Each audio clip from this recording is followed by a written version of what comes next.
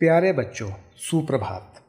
आज हम पढ़ने जा रहे हैं पाठ 2 वर्ण विचार, जिसे अंग्रेजी भाषा में कहते हैं ऑर्थोग्राफी।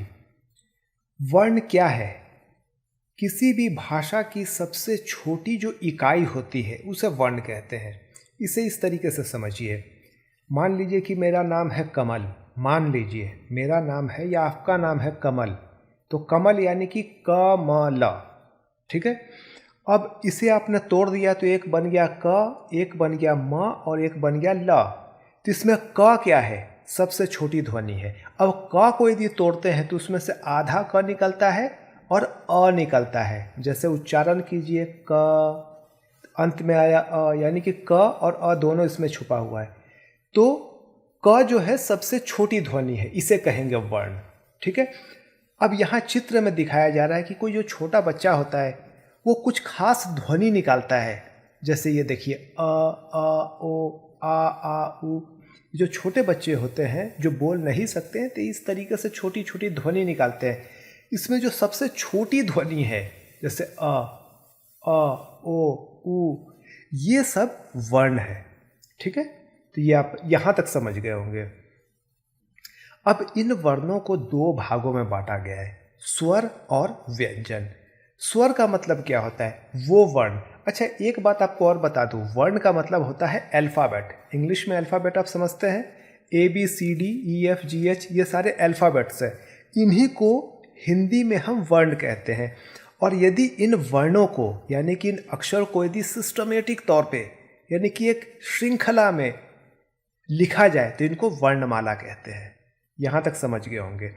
तो वर्ण को दो भागों में बांटते हैं, स्वर और व्यंजन। स्वर का मतलब है अ, आ, ई, उ, री, ए, ओ, औ, जिनकी संख्या 11 है।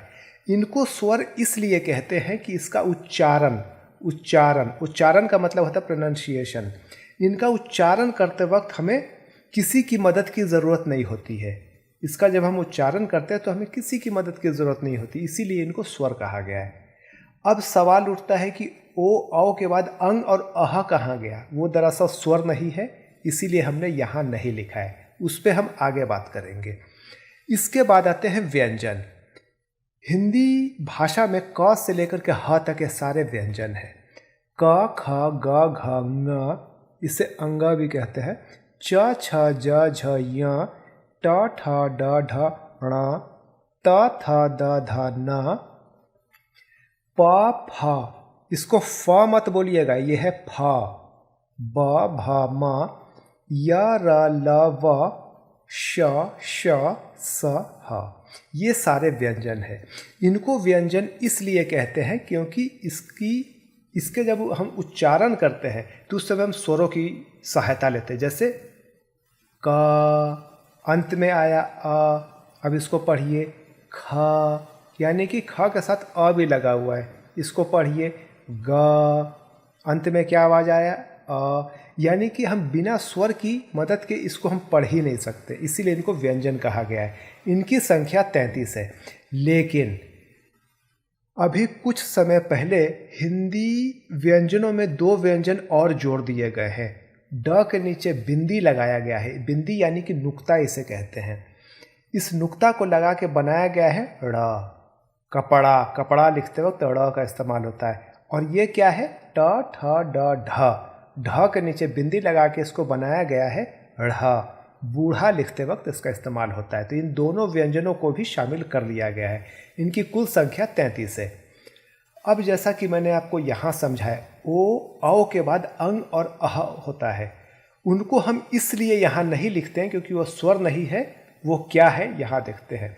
हिंदी वर्णमाला में कुछ अन्य वर्ण भी हैं, जैसे अंग, वो हो गया अनुस्वार। ठीक है। और अह जो है वो है विसर्ग। अनुस्वार इसे क्यों कहा जाता है? क्योंकि इसके उच्चारण में नाक से ध्वनि निकलती है। जैसे ये देखिए, ये बिंदी लगा दिया गया है, ये हो गया अनुस्वार। कहीं पर भी बिंदी लगाते हैं वो सारे हैं अनुस्वार। ठीक है। अब इसका उच्चारण करते वक्त नाक से ध्वनि निकलती है। ध्वनि यानी कि साउंड। इसका उच्चारण कीजिए, स्वयं, गंगा, चंचल, डंडा, पंथ, चंपत। ठीक है। अब आते हैं यहाँ पे विसर्ग, अह, ठीक है। अंग के बाद आता है अह, इसे कहते हैं विसर्ग।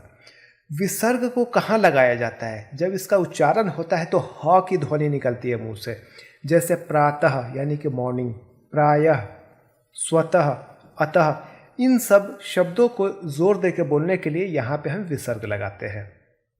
इसके बाद तीसरा एक और वर्ण है जिनको कहते हैं अनुनासिक, इसे चंद्र बिंदु भी कहते हैं। इस तरीके से, इस चिन्ह से इसको दर्शाया जाता है।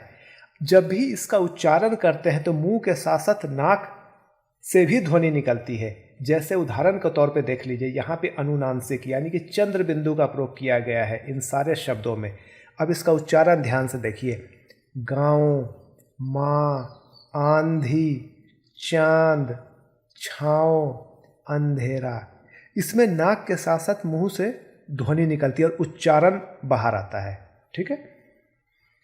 अब इसके बाद हमने नव विकसित व्यंजन, इन्हें नव विकसित व्यंजन भी कहते हैं, जिसके बारे में हमने यहाँ पे बात किया है, ये देखिए, ठीक है। यानी कि हिंदी वर्णमाला में 2 नए व्यंजन डाले गए हैं। अभी इस पे हम बात करेंगे।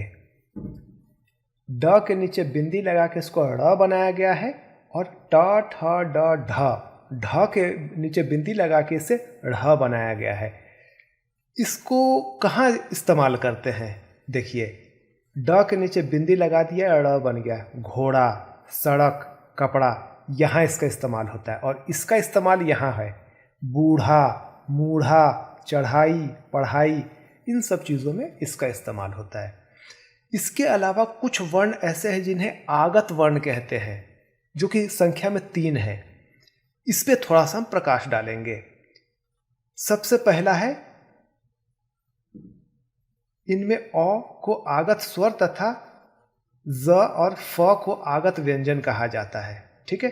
अब इसको थोड़ा सा ध्यान से देखिए, यानी कि आगत जो चिन्ह है वो 3 है, ठीक है, या कि उसे वर्ण भी आप कह सकते हो, 3 है।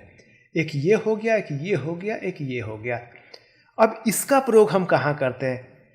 हिंदी में यदि अंग्रेजी के किसी शब्द को लिखना चाहें हम लोग, और उसको बिल्कुल वैसा ही लिखना है, ऐसे बहुत सारे शब्द हैं, जैसे डॉक्टर। अब डॉक्टर तो हमने DOCTOR अंग्रेजी में लिख दिया। यदि हिंदी में लिखना है तो हम कैसे लिखेंगे?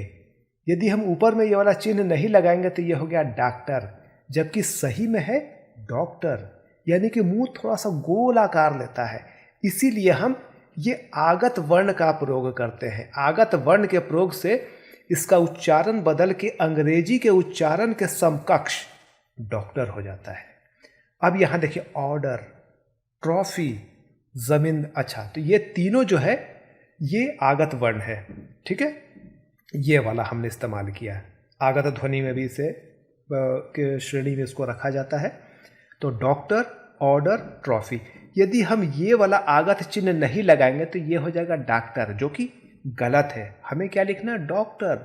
यहाँ आर्डर हमको नहीं लिखना, हमें लिखना ऑर्डर, यानी कि मुंह जो है गोल आकार ले लेता है। इसीलिए इस चिन्ह का प्रयोग करते हैं, इसे ध्यान दीजिएगा।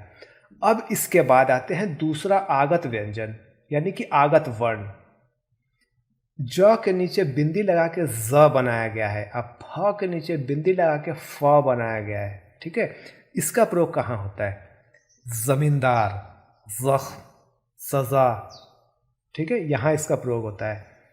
ज़्यादातर उर्दू के जो शब्द हैं जिसे हिंदी में हूबहू ले लिया गया है, वहाँ इसका प्रयोग बहुत ज़्यादा होता है।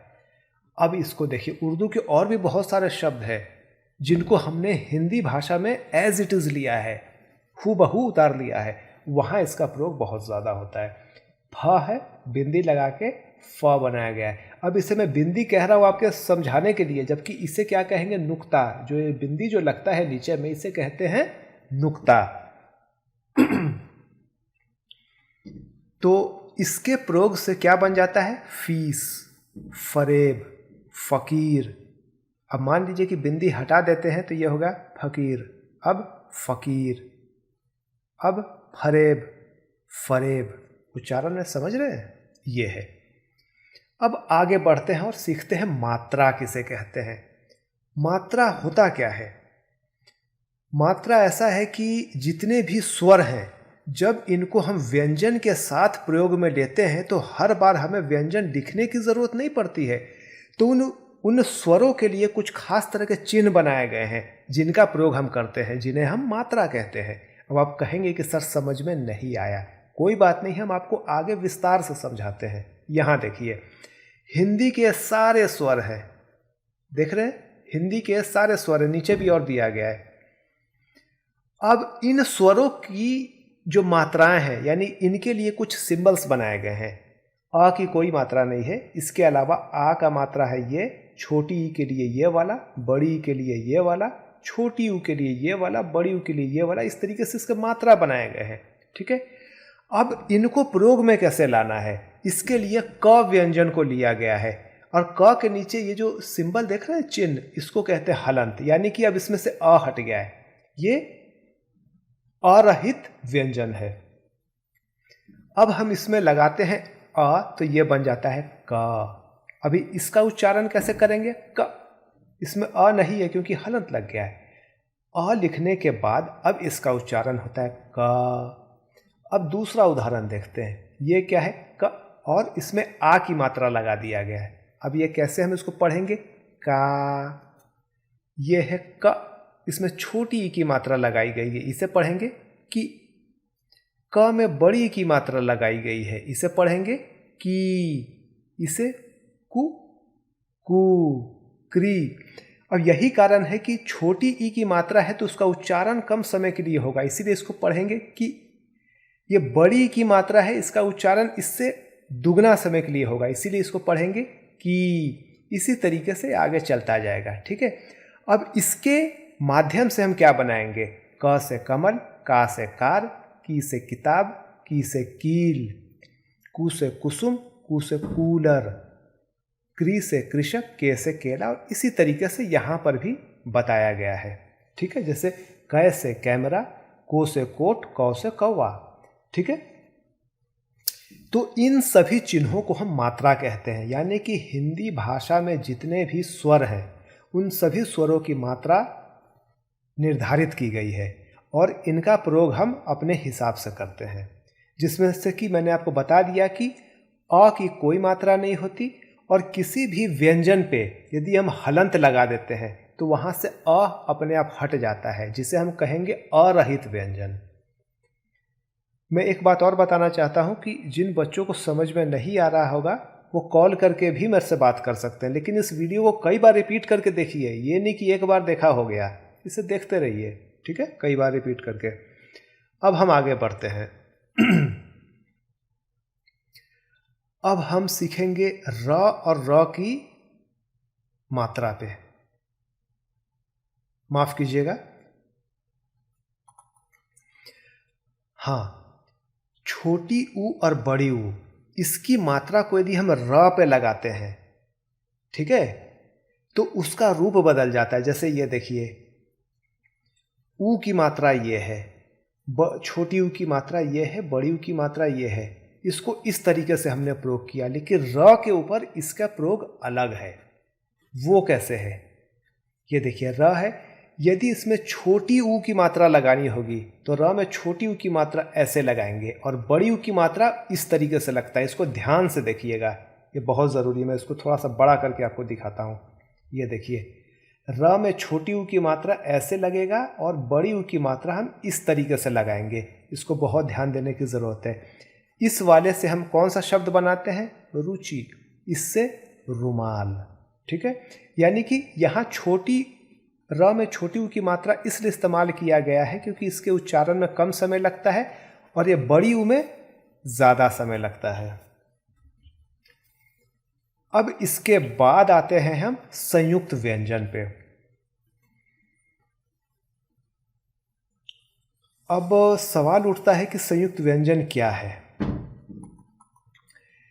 तो संयुक्त व्यंजन को कहा जाता है कि जब स्वर रहित व्यंजन जब स्वर युक्त व्यंजन से मिले तो उसे संयुक्त व्यंजन कहते हैं। अब आप कहेंगे कि सर ये क्या है, जहाँ पे एक ऐसा व्यंजन जिसमें स्वर नहीं है और एक और व्यंजन जिसमें स्वर है, इन दोनों को जब मिला दिया जाए तो जो बनता है उसे कहते हैं संयुक्त व्यंजन।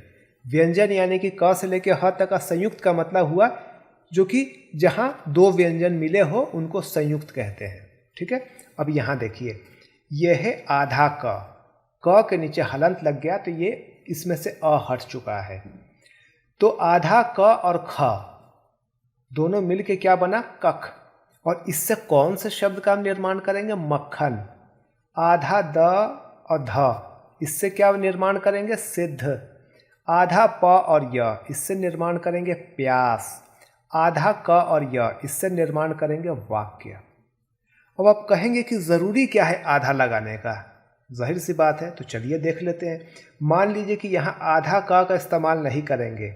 अब एक चीज़ और देखिए, आधा क को हम ऐसे लिखते हैं, ठीक है, लेकिन आधा द को ऐसे लिखने की कोई विधि नहीं है, इसीलिए द के नीचे हलंत लगा देते हैं।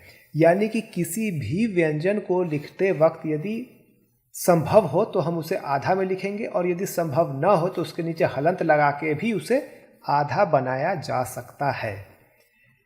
प को आधा हम इस तरीके से लिखते हैं, क को आधा हम इस तरीके से लिखते हैं।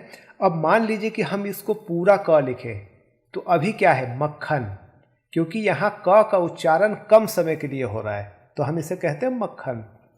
लेकिन इसको पूरा क लिखेंगे तो ये हो जाएगा मक्खन, जो कि गलत है। इसीलिए हम व्यंजनों को आधे रूप में भी लिखते हैं। तो ये है हमारा संयुक्त व्यंजन। अब आइए द्वित्व व्यंजन पे।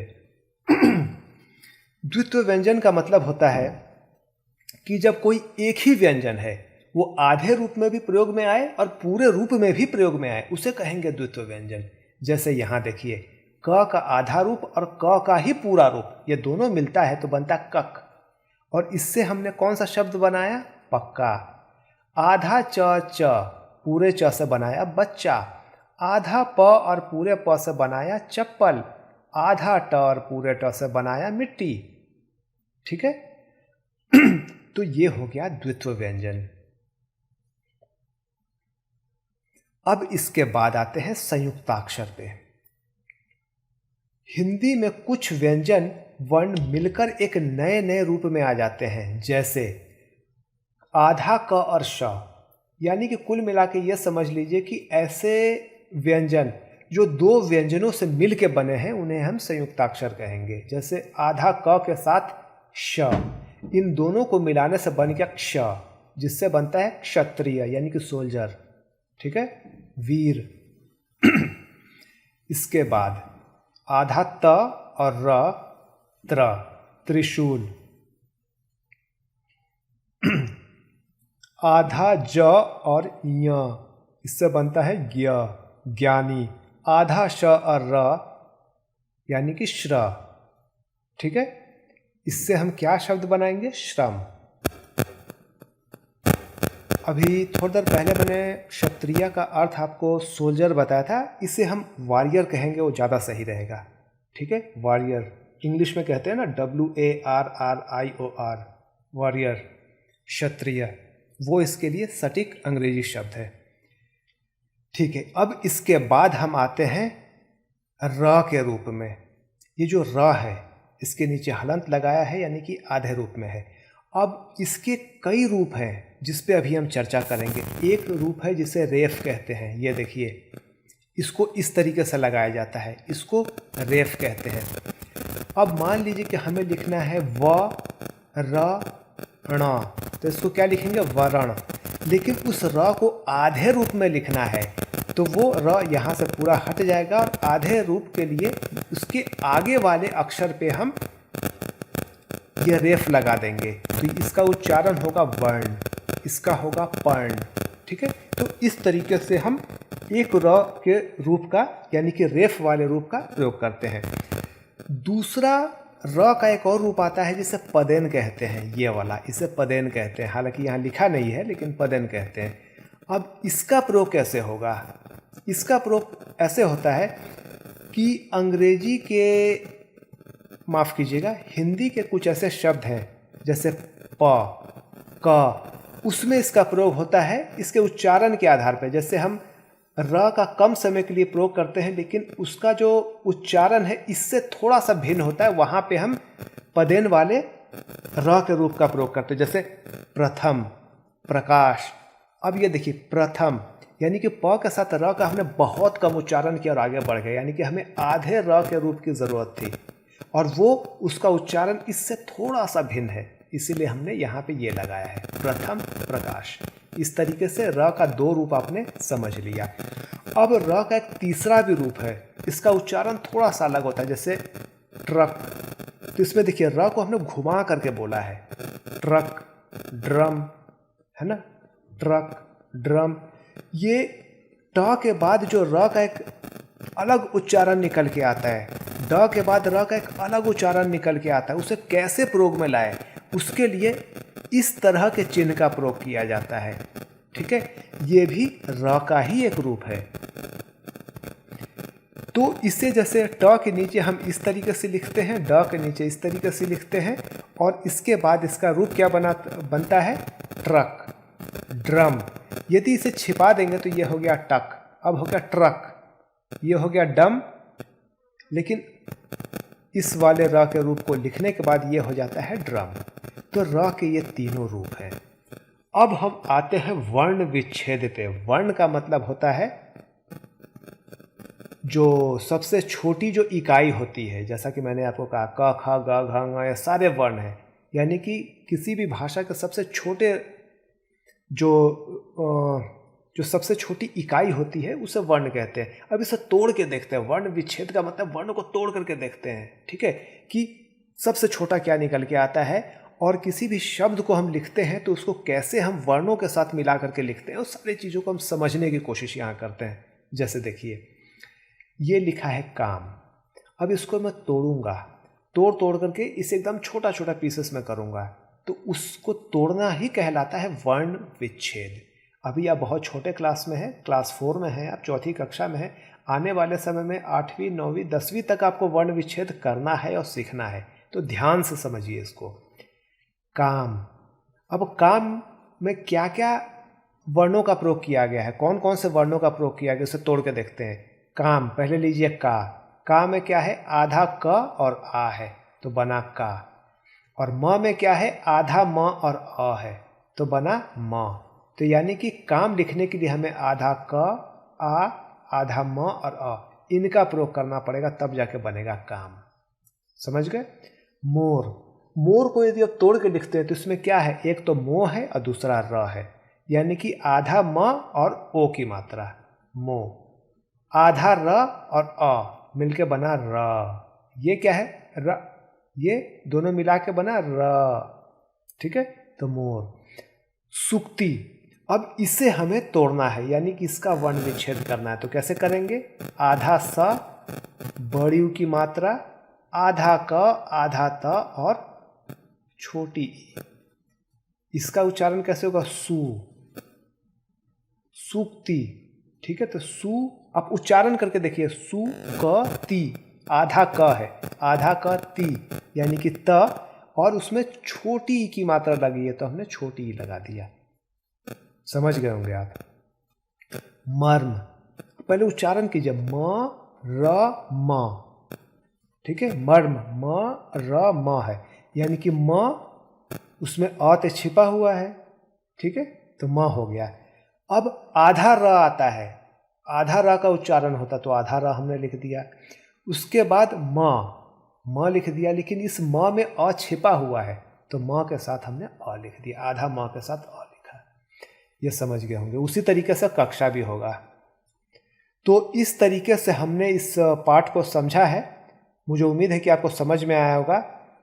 किसी भी पाठ का एक नियम है कि आपने एक बार देख लिया आपको समझ में नहीं आएगा, इसे 8-10 बार इसको बार बार रिपीट करके देखिए और कॉन्सेप्ट को समझने की कोशिश कीजिए। आज के क्लास में इतना ही, धन्यवाद।